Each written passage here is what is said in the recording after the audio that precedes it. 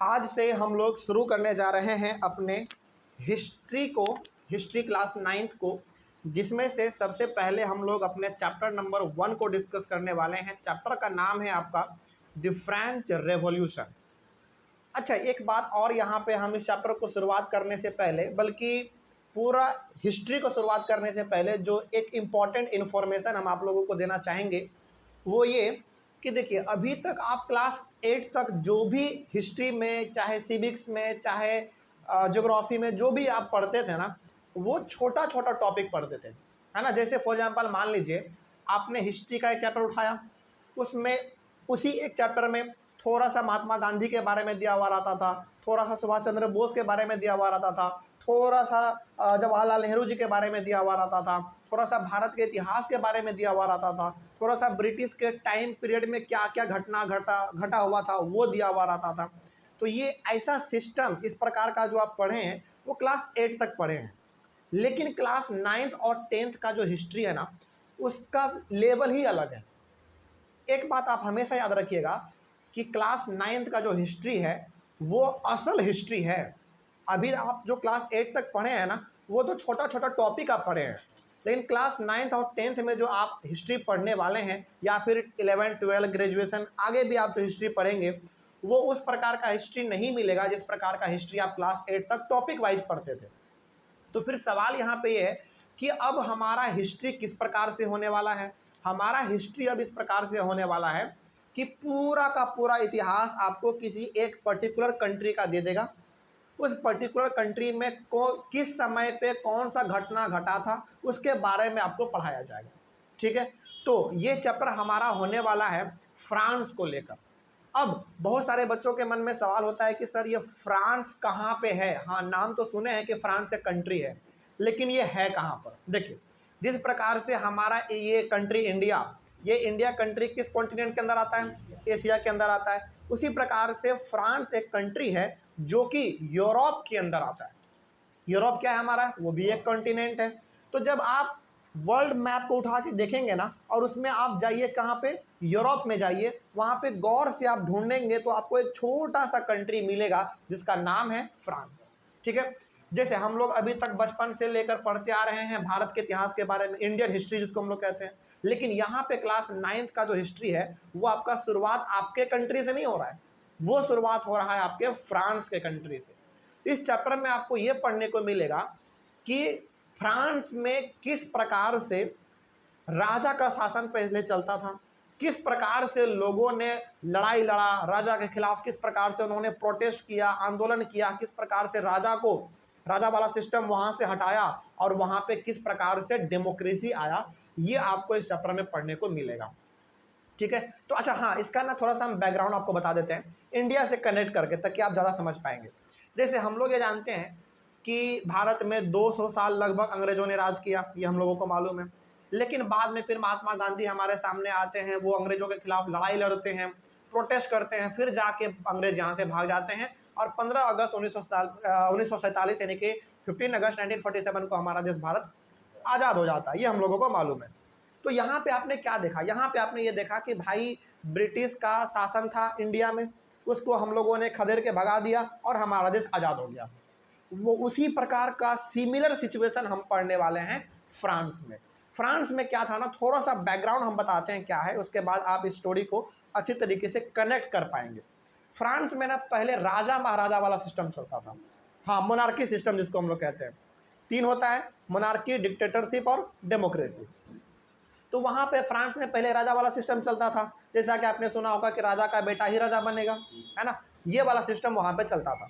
लेकिन लोगों को लगा कि भाई राजा का बेटा ही राजा क्यों बनेगा? जो असली में नॉलेजेबल होगा, जिसके पास बुद्धि होगा, जो सक्षम होगा, वो राजा बनेगा, वो शासन करेगा अपने देश पे। तो वहाँ के लोगों को कहीं ना कहीं अब ये समझ में आ रहा था कि ये राजा वाला सिस्टम हमको नहीं चाहिए। और दूसरा सबसे बड़ा बात ये है कि जो फ्रांस का राजा था ना उस समय पे, बड़ा एकदम पूरा निर्दयी राजा था। लोगों को मतलब कि इंसान को इंसान नहीं समझता था। उसको मन किया मार दो तो मार दो, मन किया फांसी पे लटका दो तो फांसी पे लटका दो, इस प्रकार का शासन चलता था। और आपको मालूम है कि राजा के शासन में कोई सवाल जवाब भी नहीं कर सकता। जो एक बार राजा बोल दे वो तो करना ही करना है, पत्थर का लकीर हो जाता है वो। तो लोगों को लगा ना कि भाई ये बहुत ज़्यादा हो गया, मतलब कि सहने का भी एक शक्ति होता है ना, एक सीमा होता है, फिर उसके ऊपर यदि आप हो जाएंगे तो फिर दिक्कत हो जाएगा। तो वहाँ के लोगों को लगा कि नहीं, अब ये जो राजा है ना गलत कर रहा है, प्लस हम अब इसको नहीं सहेंगे, अब हम क्या करेंगे, अपने हक की लड़ाई को लड़ेंगे, ये राजा वाला सिस्टम खत्म करेंगे और यहाँ पे डेमोक्रेसी वाला सिस्टम लाएंगे जिस प्रकार का हमारे भारत में है। क्या भारत में कोई राजा है अभी? ना हो सकता है, ना है, ना कभी आगे रहेगा, कोई नहीं रह सकता, क्योंकि यहाँ पे है डेमोक्रेसी। यहाँ पे हम अपने लीडर को खुद वोट देते हैं, खुद वो जीत जाते हैं, फिर वोट देने पे फिर वो जाके पार्लियामेंट में बैठते हैं, फिर वो अपना नियम कानून जो बनाना होता है बनाते हैं, रूल करते हैं। ठीक है, तो ये बैकग्राउंड है हमारे फ्रांस का।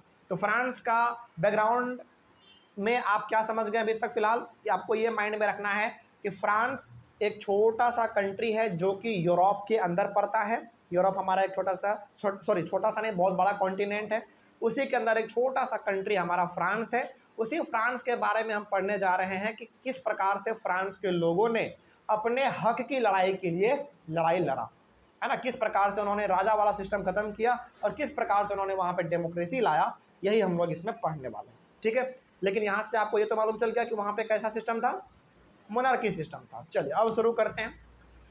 पहले आपका ना इंट्रोडक्शन दिया हुआ है आपके बुक में, सबसे पहला पेज आप देखिए। हाँ, ऑफलाइन वाले आप लोग भी और ऑनलाइन वाले आप लोग भी अपने सामने एनसीईआरटी का बुक जरूर खोल के रखें, क्योंकि सारा का सारा नोट्स जो है वो एनसीईआरटी से ही बनाया गया है। और ऑनलाइन वाले बच्चे आपसे रिक्वेस्ट है कि यदि आप हो सके तो अपना नोट्स खुद बनाएं, नहीं तो फिर आप वीडियो को पॉज करके या फिर इसका स्क्रीनशॉट लेके आप इसका नोट्स भी बनाते चलिएगा, क्योंकि क्लास 9th में जो हिस्ट्री का खास करके चैप्टर है वो बहुत ही इंपॉर्टेंट है। चलिए शुरू करते हैं हम लोग अपना इंट्रोडक्शन सबसे पहले देखते हैं। अच्छा, इंट्रोडक्शन बताने से पहले ना हम एक चीज़ बताना चाहेंगे, इस अभी फिलहाल ये बताना चाहेंगे, आपने ऐसा बहुत सारा मूवी देखा होगा जिसमें क्या होता है ना कि जो मूवी में लास्ट में सीन होने वाला है वो सीन पहले ही आपको दिखा देता है। जैसे सपोज कीजिए कि कोई 3 घंटे का मूवी है ना, उस मूवी में कोई ऐसा सीन है 1 मिनट का जो कि लास्ट में होने वाला है, और वो चीज़ आपको फिल्म शुरुआत में ही दिखा जाता है, फिल्म के शुरुआत में ही दिखा दिया जाता है। आपने ऐसा मूवी जरूर देखा होगा, है ना। ऐसा क्यों किया जाता है बताइए? ताकि आपके अंदर ना एक सस्पेंस क्रिएट हो जाए। जैसे फॉर एग्जाम्पल मान लीजिए, एग्जाम्पल के तौर पे बस मान लीजिए कि आपके सामने एक मूवी चल रहा है, उसमें ना एक लड़का यानी कि हीरो हीरोइन को लेकर भाग रहा है। सपोज कीजिए कि हीरो हीरोइन को लेकर भाग रहा है। अब यहाँ पे हीरोइन का जो भाई है ना वो दोनों का पीछा करता है और हीरो को पकड़ के गोली से मार देता है। ठीक है, ये आपको पहले ही दिखा दिया। अब आपका असल मूवी शुरुआत होता है और इस चीज़ को आप देखते हैं 2 घंटे के बाद। ऐसा पहले आपको क्यों दिखाया गया? ताकि आपके अंदर ये सस्पेंस क्रिएट हो जाए कि आखिर भाई हीरो को लड़की से क्या कनेक्शन था, वो दोनों भाग क्यों रहा था, है ना, उस लड़के ने हीरो को गोली क्यों मारा, उसको उसका मुंह काला करके पूरे शहर में घुमा भी सकता था, गोली क्यों मारा, है ना, आखिर लड़का और लड़की का परिवार क्या करता है, ये सारा सस्पेंस आपके माइंड में क्रिएट किया जाता है। तो कहने का मतलब यहाँ पे ये है कि कुछ चीज़ें आपको पहले दिखा दी जाती हैं ताकि आप उसके बारे में सोचें, आपको लगे कि यार ऐसा क्या हुआ जो हीरो को मरना पड़ा, है ना। वही चीज़ आपका इस चैप्टर में अभी होने वाला है। इंट्रोडक्शन में यही चीज़ बताया गया है कि फ्रांस के रेवोल्यूशन में, यानी कि जो हम लोग इस चैप्टर में पढ़ेंगे, जो अभी आपको बताएंगे ना हम, ये चीज़ ये बाद में होगा, लेकिन पहले ही आपको बता दिया। जैसे एग्जाम्पल देखिए क्या लिखा हुआ है, the French revolution lead to the end of monarchy in France. France में सिस्टम था मोनार्की वाला, यानी कि राजा का बेटा ही राजा बनेगा, ऐसा वाला सिस्टम था। लेकिन वहां पे होता है रेवोल्यूशन का मतलब होता है लड़ाई पीट करना नहीं, आंदोलन, प्रोटेस्ट, है ना, नारेबाजी करना, फलाना मुर्दाबाद, इस प्रकार का। अच्छा हाँ, रेवोल्यूशन का मतलब ना बहुत सारे बच्चे समझ लेते हैं लड़ाई पीट, मार काट धार, ये सब नहीं, बिल्कुल भी नहीं। रेवोल्यूशन का मतलब होता है कि लोग अपने हक की लड़ाई लड़ रहे हैं, वो भी प्रोटेस्ट करके, आवाज़ उठा के, चक्का जाम करके। आप देखते होंगे टीवी में सड़क के बीचों में चक्का जला देता है, क्यों? ताकि हमारे बातों को सरकार सुने, है ना। तो अब यहाँ पे आपके माइंड में सस्पेंस क्रिएट होना चाहिए कि सर पहले फ्रांस में था सिस्टम मोनार्की वाला, अब वहाँ पे क्या आ रहा है, धीरे धीरे डेमोक्रेसी आ रहा है। तो सर कैसे आया होगा, रात में तो नहीं आ गया होगा, राजा था, राजा को गोली मार दिया गया होगा और डेमोक्रेसी आ गया, ऐसा है क्या? नहीं, ऐसा बिल्कुल भी नहीं है। तो ये चीज़ आपको पहले बताया जा रहा है ताकि आपके माइंड में सस्पेंस क्रिएट हो, और इन सारे सस्पेंस को हम लोग आगे चल के डिटेल्ड में पढ़ेंगे, ठीक है ना। बस अभी आपको ये सोचने के लिए कह रहा है कि सोचो कि आखिर ऐसा हुआ होगा तो क्यों हुआ, है ना। जैसे मोनार्की वाला सिस्टम था फ्रांस में, तो डेमोक्रेसी आया, कैसे आया होगा, लोग भी कुछ मरे होंगे, प्रोटेस्ट भी करना पड़ा होगा, है ना। ये चीज़ आपको सोचना है, लेकिन इस सवाल का जवाब आपको इस चैप्टर में ही मिलेगा। आगे, on 14 July 1789 rumors spread that the king had commanded troops to move into the city and he would soon order the army to open fire upon the citizen। अब देखिए यहाँ पे क्या हो रहा है, 14 जुलाई 1789 को फ्रांस में, पूरे फ्रांस में ये अफवाह फैल जाता है कि जो राजा है ना, उन्होंने अपने पूरे जो उसके मिलिट्री पावर हैं उसको उन्होंने आदेश दे दिया है कि भाई तुम लोग अपना सारा गोला बारूद तोप वोप सब लेके शहर में आओ, और जैसे ही हम ऑर्डर देंगे वैसे ही तुम सभी लोगों पे फायर करना शुरू कर देना। अब आपके मन में सवाल आ रहा होगा कि सर ऐसा क्या हुआ होगा कि राजा तुरंत अपने सिपाही को ऑर्डर दे रहा है, पूरा गोला बारूद बंदूक बंदूक लेके शहर में आओ, और जैसे ही हम ऑर्डर देंगे वैसे ही लोगों पे तुम गोली बारूद चलाना शुरू कर देना। आपके माइंड में सस्पेंस क्रिएट होना चाहिए कि सर आखिर ऐसा क्या हुआ होगा, है ना। तो ऐसा आखिर क्या हुआ ये भी हमको इस चैप्टर में आगे मिलेगा। तो अभी फिलहाल आपके माइंड में सस्पेंस क्रिएट किया जा रहा है ताकि आपको इंटरेस्टिंग ये चैप्टर लगे और आप समझ पाएँ कि यार ऐसा हुआ तो आखिर क्यों हुआ, इसके पीछे रीज़न क्या है। राजा तो भलाई चाहता है, फिर ये अपने पूरे मिलिट्री पावर को क्यों बुला रहा है शहर में, एक जगह पे लोगों के ऊपर फायर करने के लिए क्यों कह रहा है ना, और 14 जुलाई 1789 को ही क्यों कह रहा है ना। तो ये सारे के सारे सवालों का जवाब आपको इस चैप्टर में आगे मिलेगा। उसके बाद फिर क्या है भाई, देखो, about 7,000 men and women gathered in front of the town hall and decided to form people militia. अब देखिए, समझिए ध्यान से, लगभग 7,000 मेन और वुमेन दोनों 7,000 लगभग मेन और वुमेन फ्रांस के सड़कों पर, फ्रांस का जो मेन शहर है, अब फ्रांस का मेन शहर कौन सा है ये भी आपको इस चैप्टर में मिलेगा, ठीक है। जैसे हमको मालूम है कि भाई दिल्ली का राजधानी, इंडिया का राजधानी न्यू दिल्ली है, उसी प्रकार से फ्रांस का मेन शहर कौन सा रहा होगा उस समय पे, ये भी आपको इस चैप्टर में मिलेगा। लेकिन आते हैं मुद्दे पे, यहाँ पे लिखा हुआ है लगभग 7,000 मेन और वुमेन ना टाउन हॉल में, टाउन हॉल का मतलब यहाँ पे ये है कि जो मेन शहर है वहाँ पे वो लोग गए और वो लोग डिसाइड करते हैं कि हम लोग अपना पीपल्स मिलिटिया बनाएंगे। पीपल्स मिलिटिया का मतलब यहाँ पे होता है कि सारे लोग इकट्ठा हो जाओ, सभी लोग अपने हाथ में गोला बारूद जो भी है हथियार, कुदाल फावड़ा हसवा जो भी है अपने हाथ में ले लो, और जैसे ही हमारे ऊपर अटैक होगा वैसे हम भी जवाब देने के लिए तैयार हो जाएंगे। पीपल्स मिलिटिया का मतलब यही है कि लोग अपने ग्रुप को बनाएंगे और वो अपने जवाब में हमला करेंगे, ठीक है। अब आपके मन में फिर से सवाल आना चाहिए कि सर ऐसा क्या हुआ होगा उस समय पे कि लगभग 7,000 फ्रांस के मेन और वुमेन रोडों पे उतर गए और वो लोग क्यों हमला करने के लिए सोच रहे हैं, है ना। इसका भी जवाब आपको इस चैप्टर में मिलेगा। इसीलिए हमने कहा कि पहले आपके माइंड में सस्पेंस क्रिएट किया जाएगा कि ये सारा का सारा इंसिडेंट फ्रांस में हो रहा है, तो इसके पीछे का रीज़न क्या है ना, ये चीज़। फिर आगे देखिए और सस्पेंस आपके माइंड में हम क्रिएट करते हैं, लिखा हुआ है दे destroy a number of government buildings in search of arms. तो वो जो 7,000 मेन और वुमेन थे ना, उन सभी ने क्या किया, बहुत बड़े बड़े गवर्नमेंट बिल्डिंग्स को उन्होंने डिस्ट्रॉय कर दिया। गवर्नमेंट बिल्डिंग का मतलब यहाँ पे ये होता है जैसे पुलिस स्टेशन हो गया, पोस्ट ऑफिस हो गया, फिर से आपका सचिवालय हो गया जिसको हम लोग सेक्रेटेरिएट कहते हैं, फिर से आपका अलग अलग प्रकार का जो गवर्नमेंट बिल्डिंग होता है जहाँ पे गवर्नमेंट का काम चलता है, उनको इन लोगों ने बड़े लेवल पे डिस्ट्रॉय कर दिया, है ना। किस चीज़ के खोज में, आर्म्स के खोज में, यानी कि हथियार के खोज में, प्लस दुश्मनी के लिए भी। तुम हमारे लिए काम नहीं कर रहे हो तो हम तुम्हारा बिल्डिंग ही जला देंगे, इस प्रकार का। अब फिर से आपके माइंड में सवाल आना चाहिए कि सर अब इनको हथियार क्यों चाहिए। हथियार चाहिए तो ठीक है, राजा से जाके रिक्वेस्ट कर सकता है, लेकिन ये बिल्डिंग क्यों जला रहा है ना, सवाल होना चाहिए आपके माइंड में। चलो इस सवाल को भी हम लोग इस चैप्टर में हम लोग ढूंढेंगे। उसके बाद देखिए क्या लिखा हुआ है, a group of people destroy the fortress prison the Bastille. अब कुछ लोगों का ग्रुप जो है ना वो क्या करते हैं, प्रिजन है, उस प्रिजन का नाम है दी बेस्टाइल, ठीक है ना, ये जेल का नाम है, याद रखिएगा, बेस्टाइल जेल का नाम है। उस जेल में ये लोग जाते हैं और जो पूरा का पूरा जेल का सिस्टम है ना उसको ये लोग तोड़ फोड़ देते हैं, मतलब कि जेल का दरवाज़ा तोड़ देना, जेल के कमांडर को मार देना, वहाँ से कैदी को रिहा कर देना, है ना, ऐसा। अच्छा अब जरा सोचिए ध्यान से कि क्या यहाँ पे थोड़ा सा भयावह स्थिति नहीं लग रहा है?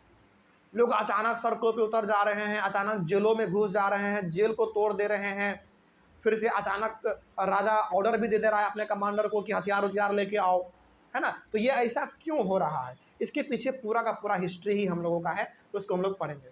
तो ये जो बेस्टाइल नाम का एक प्रिजन था, जो जेल था, उसके अंदर ये लोग घुस जाते हैं। आगे क्या होता है, they killed the commander of the Bastille, उस बेस्टाइल जेल का जो कमांडर था, जो हेड था, उसको इन लोगों ने मिलकर जान से मार दिया। अब आपके मन में सवाल आना चाहिए कि सर लोगों का कमांडर से क्या दुश्मनी है, क्यों मारा?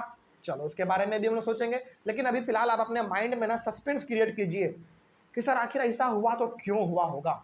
और इन सारे चीज़ों का जो जवाब है ना आपको एक एक करके धीरे धीरे इस चैप्टर में पूरा का पूरा मिलेगा, और एक भी ऐसा सवाल नहीं होगा जिसका जवाब आपको नहीं मिलेगा, सबका जवाब मिलेगा।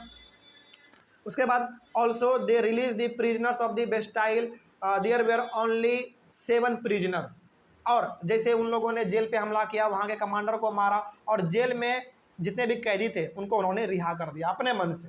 और वो कैदी मात्र कितने थे, 7 कैदी थे, 7 ही कैदी थे उस पूरे जेल में। अब ज़रा सोचिए कि आखिर जेल पे हमला क्यों किया होगा भाई, उस 7 कैदी को इन लोगों ने क्यों बाहर किया? बाहर करने का काम किसका है? कमांडर का काम है। सज़ा कंप्लीट हो गया तो जाओ भाई तुम अपने घर जाओ, लेकिन ये लोग ऐसा क्यों कर रहे हैं, है ना, आगे मिलेगा ये चीज़ आपको। उसके बाद क्या होता है, Bastille was headed by all because it stood for the despotic power of the king. ये जो बेस्टाइल था ना जेल, अच्छा एक बात बताइए, हमारे इंडिया में जेल को किस तरीके से देखा जाता है? जेल को इस तरीके से देखा जाता है कि भाई कोई गलती करेगा तो जज साहब सज़ा सुनाएंगे और आपको जेल जाना पड़ेगा, है ना। लेकिन यहाँ पे फ्रांस में जो बेस्टाइल, जो ये बेस्टाइल क्या है, जेल का नाम है, ठीक है। जो बेस्टाइल जेल है ना, ये लोगों के लिए ना एक गुस्से का कारण बन गया था। गुस्से का कारण क्यों बना था इसके पीछे हम थोड़ा सा बताते हैं, ये आपको आगे मिलेगा भी, लेकिन फिलहाल थोड़ा सा बताते हैं ताकि आपको मज़ा आए। बेस्टाइल जेल एक गुस्से का केंद्र इसलिए बन गया था ना क्योंकि राजा को जिस पे गुस्सा आता था मार पीट के उसको बेस्टाइल जेल में ठुसवा देता था, जाओ तुम जेल में जाके सड़ो।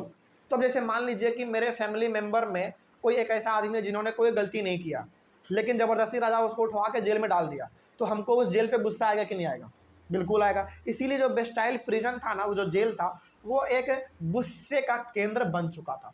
और वो क्या दिखा रहा था, राजा के डिस्पोटिक पावर को दिखा रहा था। डिस्पोटिक पावर का मतलब होता है अपने मन से लोगों के ऊपर गलत तरीके से अत्याचार करना, जो आपके मन में आ रहा है अपने पावर का इस्तेमाल आप कर रहे हैं। और एक बात बताइए, क्या राजा को कोई रोक पाएगा? कोई नहीं रोक पाएगा, वो जो चाहेगा वो कर लेगा, है ना। इसीलिए जेल जो है एक मतलब कि नफरत का केंद्र बन चुका था, हर आदमी उस बेस्टाइल जेल से नफरत करता था। उसके बाद आगे बढ़ते हैं, the Bastille was demolished and its stone fragments were sold in the markets. ये तो बहुत खतरनाक बात हो गया। बेस्टाइल यानी कि जो वो जेल था उसको पूरी तरीके से तहस नहस कर दिया गया, पहला बात तो ये। और दूसरा बात, उस जेल में ना बहुत महंगे महंगे पत्थर, बड़े एकदम मशहूर कीमती पत्थर, ईंटें, ये सब उसमें, मार्बल, ये सब लगे हुए थे उस जेल में। उन सबको उन्होंने वहाँ से उठाया और जाके मार्केट में बेच दिया पैसे के लिए, ठीक है। और एक गुस्सा भी था अलग से। तो ये भी एक बहुत बड़ा आश्चर्य वाला बात है कि भाई जेल का सामान क्यों ये लोग लेके जा रहा है, मार्केट में बेच दे रहा है। खैर आगे बढ़ते हैं। Most people were protesting against the high price of bread. अब यहाँ पे ब्रेड का मामला अचानक आ गया आपके बीच में। अभी तक बात चल रहा था जेल का, अब अचानक बात आ गया यहाँ पे ब्रेड का। अच्छा, यहाँ पे ब्रेड का मतलब रोटी मत समझिएगा। ब्रेड का मतलब रोटी भी होता है, बिल्कुल होता है, लेकिन ब्रेड का मतलब अभी आपको फिलहाल यहाँ पे समझना है वो ब्रेड जो कि आपको दुकान में मिलते हैं, जैसे आप कहते हैं ब्राउन ब्रेड और क्या क्या ब्रेड है वो सब आपका, ठीक है। तो यहाँ पे अब आपके मन में सवाल आना चाहिए कि सर अभी बात हो रहा था जेल के बारे में, अचानक ब्रेड का प्राइस क्यों बढ़ गया, है ना। आपके मन में ये भी सस्पेंस क्रिएट होना चाहिए। चलो इसके पीछे भी बहुत लंबा कहानी है, वो अभी बताने लगे तो फिर आगे चैप्टर में मज़ा नहीं आएगा, ठीक है ना। तो इस इस सवाल का भी जवाब आपको आगे चैप्टर में मिलेगा कि आखिर ऐसा क्या हुआ कि ब्रेड का प्राइस अचानक बढ़ गया। जैसे हमारे अभी यहाँ पे पटना में एक नॉर्मल ब्रेड का पैकेट कितना में मिलता है, 25 से 30 रुपये में मिल जाता है। लेकिन वहाँ पे ना आपको बताते हैं आदमी झोला भर भर के पैसा लेके जाता था, तब जाके ब्रेड का एक पैकेट लेके आता था। आपके मन में आप सवाल आ गया होगा कि सर झोला भर के पैसा लेके जाएगा तब ब्रेड मिलेगा? बिल्कुल, यही तो इस चैप्टर में मज़ेदार चीज़ है ना। और इसीलिए हम चाहते हैं कि चैप्टर को आप बहुत सावधानी से सुने और बहुत इंटरेस्टिंग है, और इसको आप एक बार अच्छी तरीके से समझ लेंगे ना तो याद करने का बिल्कुल जरूरत नहीं पड़ेगा, क्योंकि ये पूरा का पूरा चैप्टर कहानी के जैसा है, बिल्कुल कहानी के जैसा है। तो अब आदमी वहाँ पे झोला भर भर के पैसा लेके जा रहे हैं, आगे मिलेगा आपको कि वो लोग ठेला पे लाद के पैसा लेके जाते थे, फिर अपने सामान को खरीद के घर आते थे। तो ये भी आपको इसमें मिलेगा। तो ये ब्रेड का प्राइस अचानक बढ़ा क्यों, इसके पीछे भी रीजन है, बताएंगे हम आपको इस चैप्टर में। आगे लिखा हुआ है, historians saw it is the beginning of a chain of events that ultimately lead to the execution of the king in France। अब इतने सारे इंसिडेंट को देखते हुए, अब चूंकि हर एक कंट्री में हिस्टोरियन होते हैं, हिस्टोरियन मतलब इतिहासकार, जो कहानी जो हिस्ट्री लिखते हैं, तो फ्रांस में भी बड़े बड़े पढ़े लिखे लोग थे, विद्वान लोग थे। वो लोग अब क्या अनुमान लगा रहे हैं, अनुमान ये लगा रहे हैं कि राजा के खिलाफ इतना ज़्यादा प्रोटेस्ट हो रहा है, इतना ज़्यादा ब्रेड का प्राइस बढ़ जा रहा है, लोग जेलों तो को नहीं छोड़ रहे हैं, अब यहाँ से लग रहा है कि राजा वाला पावर खत्म होगा, डेमोक्रेसी आएगा। ये कौन कह रहे हैं? ये वहाँ के बड़े बड़े इतिहासकार लोग कह रहे हैं, ज्ञानी लोग कह रहे हैं, है ना। तो उनका ये कहना बिल्कुल सही है, और आगे चल के यही होता है, वहाँ पे राजा वाला सिस्टम खत्म होता है और वहाँ पे डेमोक्रेसी धीरे धीरे आता है। ठीक है, तो अच्छा खासा आपके माइंड में भी फिलहाल सस्पेंस क्रिएट हो गया होगा, है ना। चलिए, तो ये सस्पेंस अपने माइंड में भी क्रिएट रहने दीजिए, क्योंकि इन सारे सवालों का जवाब आपको इस चैप्टर में आगे मिलता जाएगा। एक एक करके हम लोग डिस्कस भी करते चलेंगे कि आखिर ब्रेड का प्राइस क्यों बढ़ा, लोग जेलों पे हमला क्यों करने लगे, राजा ने आखिर भाई क्यों अपने कमांडर को आदेश दे दिया कि हथियार लेके आओ, जैसे ऑर्डर देंगे वैसे फायर शुरू कर देना, ऐसा क्या हुआ। तो ये पूरा का पूरा चीज़ आपको इस चैप्टर में देखने को मिलेगा, कोई डाउट नहीं इसमें। तो ये फिलहाल अभी आपका इंट्रोडक्शन था, आगे बढ़ते हैं फिर। अच्छा हाँ, ये तो क्लास फिर लंबा हो गया, आगे बढ़ते हैं। नेक्स्ट आप पेज पलटिए, आपका सबसे पहला टॉपिक स्टार्ट होता है, यहीं से आपका मेन शुरू हो रहा है। ठीक है, पहले तो वो इंट्रोडक्शन था, वो एग्जाम में पूछता भी नहीं है, तो उसको लेकर आप उतना चिंतित बिल्कुल भी ना हो, वो पूछता भी नहीं है। सबसे पहला टॉपिक है आपके बुक में, French society during the late 18th century. ये टॉपिक ना बहुत इंटरेस्टिंग है, और चूंकि क्लास बहुत लंबा हो चुका है तो हम लोग इसको अपने अगले वाले क्लास में कंटिन्यू करते हैं। अगले वाले क्लास में इसी टॉपिक को हम लोग शुरू करेंगे, और हाँ, जो सस्पेंस आपके माइंड में हमने क्रिएट किया है उसका जवाब भी आपको एक एक करके आगे मिलता जाएगा। ठीक है, चलिए मिलते हैं अगले वाले क्लास में। Thank you very much.